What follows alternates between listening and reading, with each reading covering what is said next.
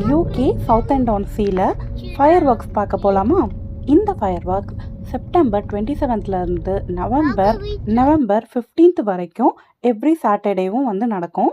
தொடர்ந்து 29வது வருஷம் இந்த ஃபயர் ஒர்க்ஸ் வந்து இங்கே நடக்குது.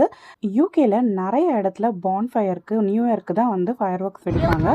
பட் சவுத் அண்ட் ஆன் சீல வந்து பார்த்திங்கன்னா வாரம் ஆரவாரம் தான் 10 மினிட்ஸ் இந்த டிஸ்பிளே வந்து போச்சு.